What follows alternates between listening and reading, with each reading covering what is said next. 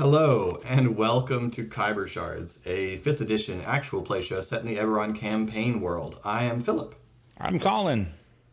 And tonight is another Khyber Shards Answers episode where we take questions from viewers on our Discord and also through our through comments on our YouTube videos. So if you have questions that you'd like answered next time, go ahead and drop them below. I always go back and check the last few videos before we do one of these just to see if anything is there. So if you drop something in the video and we get to it the next few weeks, then we'll do our best to answer it on the air. But the way to be absolutely sure would be to join our Discord, which you can also find the link to down below, along with links to all of our various socials where you will find us as the Geek Pantheon. And if you want to follow more about Colin, you can follow Colin at SorryBTR, where the O is a 0. Got it. Nailed it in one. I know, right? Including on Twitch. Do you have a schedule right now, or is it just sort of whenever the restaurant allows you to do it? It's whenever life allows. We try to get in 2 streams at least a week. One is our first stream of the week where we usually just hang out, chat, catch up a little bit, and then we kick back the second stream and play through something. So we're worth hanging out with, I promise. Hanging out, chilling, relaxing, all cool. Not shooting any b-ball, and I don't go to school. Fair enough, but still managed. You stayed in the meter though. That was nice. I stayed with you, bro. Mom, I told you the liberal arts education would pay off. Art saves lives. Outstanding. It was a call out for all the OBU alums out there. And if you're an OBU alum that's watching this, go with Carip. Just saying. Yeah, do it. I know of one that watches. That's Do you? The whole. Yeah. Regina. Regina watches. Hey, Regina. Hey, cheers, Regina. Long time no see. How goes? Okay, Anyway, we have questions. We have questions. First, we have a question for you. Go for it. We have Ask it. The question is, Philip, do you feel you need to avoid Riedra or Arenal in this game in order to distinguish it from Eberron Renewed Campaign 1? And that was from Darren, right? I believe so. Yes, Darren. Okay. Thanks, Darren.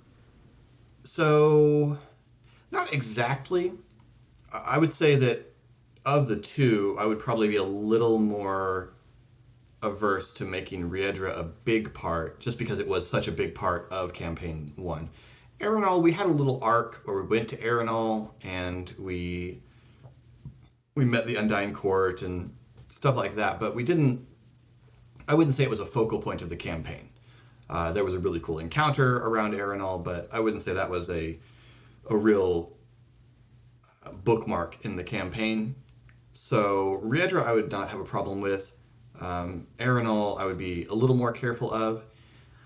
However, with Esri being a Kalishtar and the Kalishtar having an inherent connection to the Inspired, I wouldn't necessarily entirely avoid it, but because I think that could be an interesting thing to explore, especially since Esri has largely pushed away from his Kalishtar background. It would be interesting to see that connection again.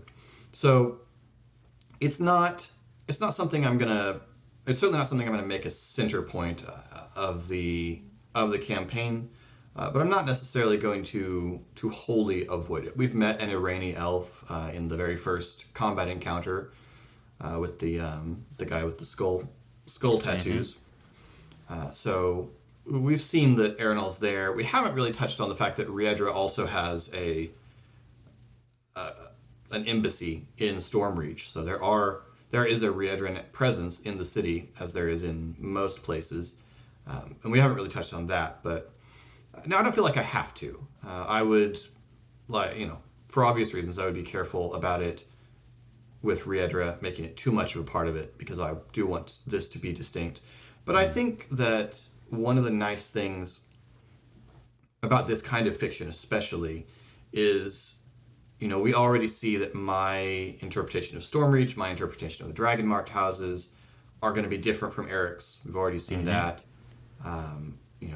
We introduced a drow in the last episode, and drow were a big part of Eric's campaign. or the everyone renewed one campaign. My drow are going to be different from Eric's because I'm fascinated by the drow, and so I have my own ideas about the drow. And so if we got into Riedra or Aerenal, my Riedrins would be different from Eric's, and my Irani elves will be different from Eric's. Most notably, my Riedrins will not all be forced to have Texas accents because, which was not so much Eric's call as it was Jeff's call. Or I guess that was an Oklahoma. Jeff was an Oklahoma accent because that's just Jeff. But fair. Anyway, so yeah, short answer no, long answer I just gave. So. You heard it here first. Indeed. Let me have a couple of questions for Pog from Eric. What was Pog's favorite, or who was Pog's favorite of the Rubble Warren gang? Levexi. I'm too clever.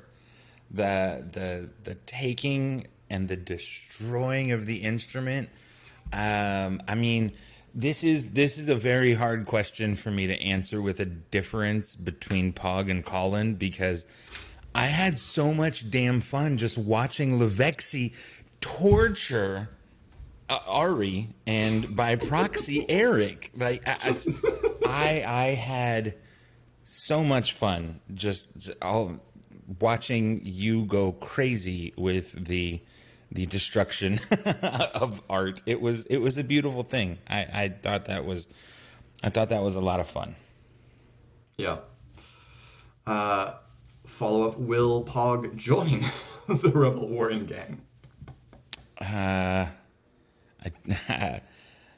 Probably. I could see Pog writing his own fan fiction about the Rebel Warren gang back at the treehouse, but no, I don't think we're gonna go audition for them. Probably too old. Yeah, I would imagine it's like the Cub Scouts. There's probably an age where you're aged out. Definitely. Had Pog not been thrown by needing to or feeling compelled to kind of lay back in the shadows during that conversation, that's the kind of childhood that Pog can relate to, for sure. Mm-hmm. And there's something really special for Pog to receive the kind of wide-eyed adoration at his story being told, that was kind of a really boosting kind of a sensation for him to have, a really affirming, an affirming moment that I enjoyed. Cool. And I'm very interested in this. Would Pog enter the Red Ring to make spare coin? Would Pog consider taking Fury's Edge back to the arena? Man, that's a very good question, and I've honestly not ever considered it. In this moment, where he's at right now, as not adventure since as a person, I don't think so, because much like the way he's wielded the weapon so far, there's still a sense of unworthiness there, and I'm not sure that he's one to quite yet consider himself a warrior. Okay. He's a pretty decent fighter, but gladiator is still an aspirational type thing. We'd go train with some Red Ring warriors for sure, but I just don't think we're there yet. I'm only level 3. Cool. I will let you answer this however you choose.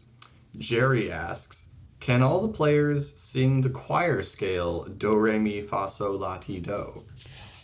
Do, re, mi, fa, sol, la, ti, do. I don't know. There you go. I had There a you go. tooth pulled yesterday, and I've only been talking for like 6 hours now. So don't judge me, Jerry. But please do hit like, because I just did that. It's true. Yeah, it's true. And for you, Leopard has asked, what is Miss Bright Doom's occupation in the city? This led to some fun theorizing in the Discord that I quite enjoyed. Yep, I'm gonna leave that with the Barney Stinson answer, please. Yeah, I'm not gonna I'm not gonna I'm not gonna answer that out of story because Okay. I have an idea of it in my head, but it is very amusing to hear all the theorizing, and it will be very interesting. I think it will be really funny either way. Like if to discover there is something really crazy awesome going on with what Mrs. Bright Doom does during the day, and to see whether it's close, or everyone will enjoy theorizing and having a ridiculously good time about it, and then it'll turn out she washes dishes or cleans house. So you're not ruling out, you are not saying she's not a spy, is what I'm hearing. I'm not saying definitively that she's not a spy. You heard it. I mean, I guess the slightly more nuanced answer to that would be, she's a uh, she's a single mom in a world without any sort of public services. So whatever it takes to pay the rent, I would imagine, is what she does because she's in a hard life. And not ruling out spying to do that. And I'm not ruling out working as a triple agent for multiple different governments at the Triple! Triple agent! I feel like at triple agent, you just accidentally tell everyone the truth. Ah, snap. And you tell all the wrong secrets to the wrong parties. Yeah, Right, we knew yeah. that. We're those guys. We're those ones. Oh, that was you guys. Off with our head. Well, this is awkward now.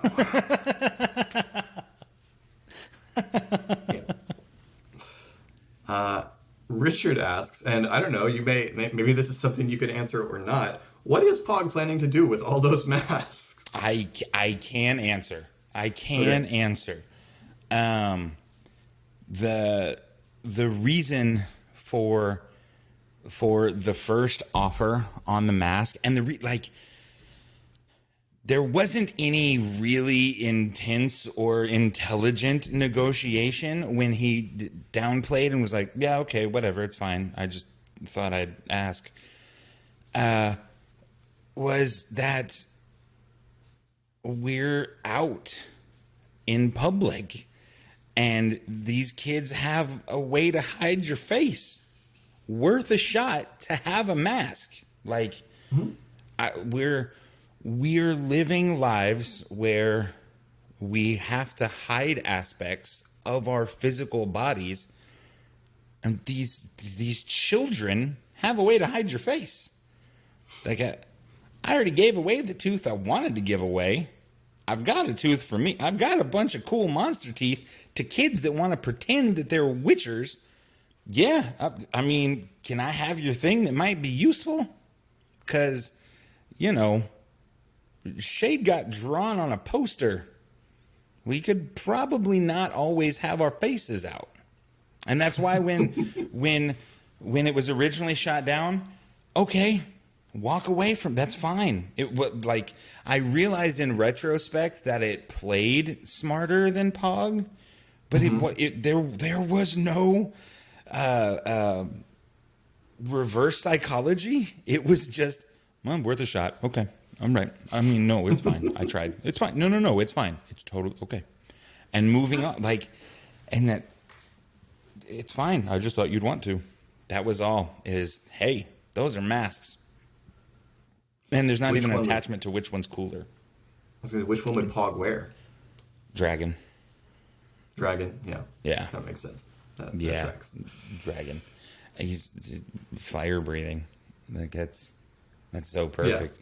Did you expect anyone to try to procure the masks?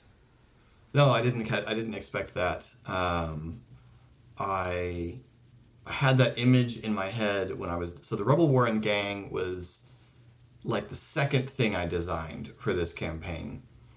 Um, Cadric shows up in the Stormreach book. He's mentioned as a local in the Rebel Warren, as a young boy who uh, runs with a group of kids around the Rebel Warren pretending to be adventurers. And I just thought that sounds like an enormous amount of fun. There was definitely a little bit of Good Omens and Adam Young's gang uh, popping around in my head as I was creating them. And I actually went back and forth for a while on whether to include Donabella as one of them, and then ultimately landed on that yes, Donabella should definitely be a part of this gang.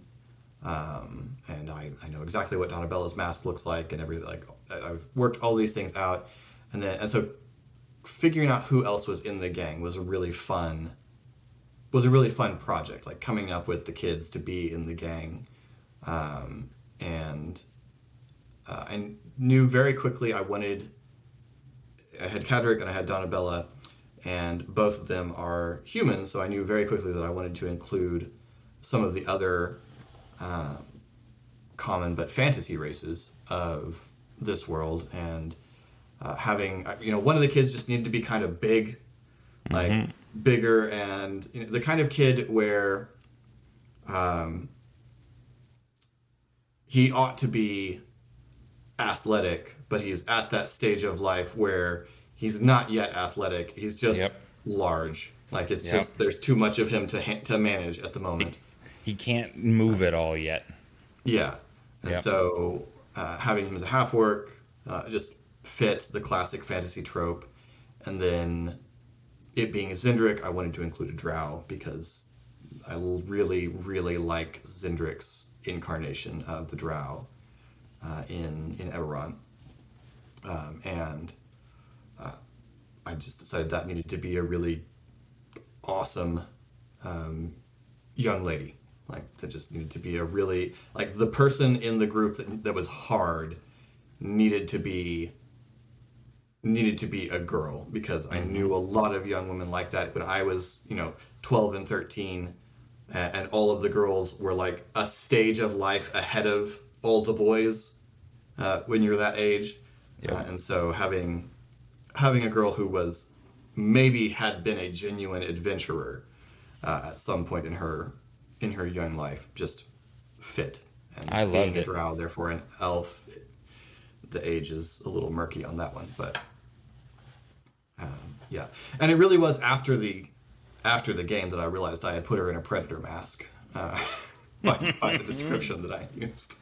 But I like it. I'm gonna stick with it now. Where did did the masks per child have an inspiration for you?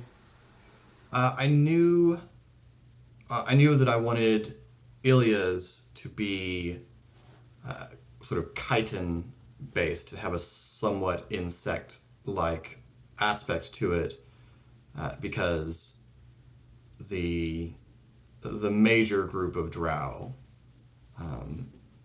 associate themselves with giant scorpions, and so I knew that was there, and I knew what Donabella's was ahead of time because I already had that image in my head. So Cadric's and Bajak's, I just kind of came up with. It seemed Cadric's obviously the charismatic one, and you kind of get the impression Cadric is the one who created the gang, and so it made sense. The dragon, that's the most archetypal fantasy creature, and so of course the center point of the gang is gonna have a dragon mask. And I like the black dragons in Dungeons and Dragons. Black dragons have these cool forward sweeping horns, and it's just a really cool visual. I'm a fan of black dragons as well. Yeah, and then a lion just seemed cool for Bajak. There wasn't a lot of depth there. And honestly, I forgot that Levexi would need a mask until Pog started buying the masks off the kids. And so I made that one up in the moment of what would Levexi, and I know Levexi very well. Levexi exists in all my campaigns, so I know Levexi as a character intimately. So it was very easy to just know what Levexi would use as a mask. Is Levexi's found, the skull of a crocodile or something, and just laid it on her very crocodilian head. So that just made sense. So that was, but I honestly had forgotten until Pog started doing that. I didn't realize that I needed one. It was just a thing, and why not try? Get the worst that you can do, as the GM is telling me no. So yep. I had an itch, had an idea. It was cool. I don't know what we're gonna do with them in actuality. Sure. Maybe make masks. I don't know. There's a pretty good chance. Yeah. Right now, I just have 3 masks in my bag. Sure. So I'm curious, being on this, what's Pog's take on this adventure now? Because you guys are kind of on a pretty classic adventure setup, more so than with the Boggle. With the Boggle, it's an investigation into theft, and with a fantasy twist because it's a monster. But now you guys are descending down into a dungeon. You're descending down into a subterranean area of ancient origin. What is Pog's mindset on that sort of being in that sort of situation? There is so much to unpack in the answer to that, and it's because the situation as you just pitched it. Let's go. Yes. All the way. Like, I just got this new weapon. Let's unstrap this thing. Let's charge in there and let's save this little girl. Like, someone's going to write a song or sing a song about this, and I know the dude who's going to write it. So, like, let's go. Everything about this is awesome. Right? 100%. 100%. Yeah. Whatever the Billboard version is in Eberron, she's climbing to the top. But the flip side being, doing it with this party is kind of a bummer. Like, really, because Pog is trailing so much tension right now. And we've got so much jostling going on in Pog's mind, jostling going on above him hierarchically. Is that the word? Higher. So hierarchically. What he said. That, there's a lot of tension. And it's now spoken tension. Ari let go. Ari gave what for? And that's played heavy on Pog, because we've seen that issues can happen and tensions can rise, and Pog's still the one who's going to poke his head out of the bar door and talk to someone. And, everything needs to be okay. We need to move past. We're still okay, right? Like, and we are, as we currently stand, there's no resolution except I said my piece and turned and walked away. Ari being that turned and walked away. And so, then we go, and in our Rubble Warren gang encounter, I see some of the, oh snap, probably ought to also lay it back. There's just a lot of reason for subdued Pog right now, which is not his usual state of being. That where we have last seen Pog, he's very excited to start climbing down, and Yeah. start actually doing some adventuring, because recently the talking has just not gone well, and our boy is not a person of violence, but it'll be nice for all of us to be doing something together, and hopefully bring us all back a little bit more, because the conversation was a powerful thing, but it's a damper for Pog. That's, it's dad and dad fighting, and that's tough. That's tough. What is Pog's ideal outcome for Donabella? Since Donabella is kind of the goal of this, what is Pog's? If Pog could just, in his imagination, what is the ideal outcome for Donabella here? So, this is a very easy answer. Is Donabella goes back to her mom, and this can absolutely be a conversation that leads to where she needs to go long term. But Pog's idea of family, which we are continuing to evolve and to learn, there's no one who was ever looking for Pog. And if there would have been, he'd have gone there. And there's a parent that's looking for her daughter. And as you and I know, that Pog would have wanted nothing more than to get back to his mother. And that's the sense of urgency here. Sure, it's a really cool adventure to go on. We're having a campaign, but we got to get this girl back to her mom. Her mom's crying, and she's scared, and there's a chance to put a family back together. And if, like Ezri suggested, she needs to come stay with us for the long term, then we can talk about that. If there's another place she can go for the long term, absolutely. End of this day, she needs to be back at home with her mom, because her mom needs her back home. And then that's real easy. That's what we're doing it for. And then last thing, so we saw the interior of Donabella's bedroom a couple episodes back, and it was all sorts of decorated with unicorns. What was all over the walls of Pog's bedroom growing up in the Shadow Marches? Oh, I'd imagine there were a lot of weapons crafted from sticks. Having a hill country upbringing myself, we made a lot of really bad, bows and arrows. We would peel cedar branches and turn those into rapiers. And I would imagine that it was mesquite thorns and make them into arrowheads. 100%. Put those on the end of some of those long reeds that we had growing down here that I could notch in the bottom. I could never figure out how to, put any kind of feathering on them, but I get them to fly a good 10, 12 feet. And that was awesome because that made me Robin Hood.